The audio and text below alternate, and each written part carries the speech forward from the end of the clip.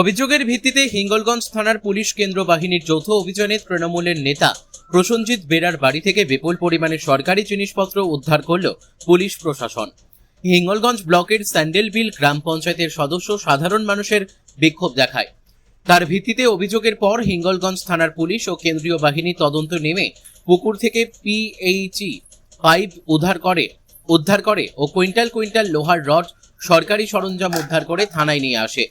তৃণমূলের মেম্বার প্রসেনজিৎ বেরার বাড়ি থেকে উদ্ধার হলো বিপুল পরিমাণে সরকারি লোহার রড থেকে পিএইচডি পাইপ লাইন সহ একাধিক জিনিসপত্র। এই তৃণমূলের নেতার বাড়ি থেকে উদ্ধার হয়েছে ভুরি ভুরি দুর্নীতির অভিযোগ রয়েছে এই তৃণমূলের মেম্বার প্রসেনজিৎ বেরার বিরুদ্ধে।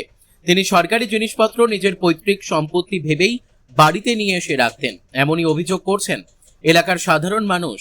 তাদের অভিযোগ যে এই মেম্বার দীর্ঘদিন তৃণমূলের মেম্বার থাকাকালীন একাধিক দুর্নীতির সঙ্গে জড়িত রয়েছে।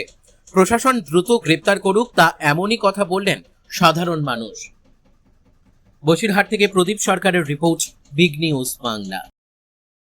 দেখুন, আমরা এই প্রসেনজিৎ বেরার বিরুদ্ধে যে রড চুরির একটা অভিযোগ ছিল সেইটা আমরা প্রশাসনকে জানাই। প্রশাসন আসেন, সরজমিনে খতিয়েও দেখেন, দেখার পরে কুইন্টাল কুইন্টাল রড, সরকারি যে রড, আমাদের ফ্ল্যাট সেন্টারের যে রড, সেই রড উদ্ধার করে এবং পিএসসি যে পাইপ, জলের পাইপ, সেটাও পর্যন্ত সরকারি পাইপ পুকুরের মধ্যে থেকে উদ্ধার হয়।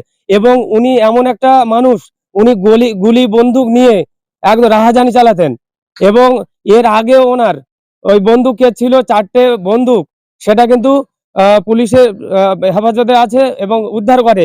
এর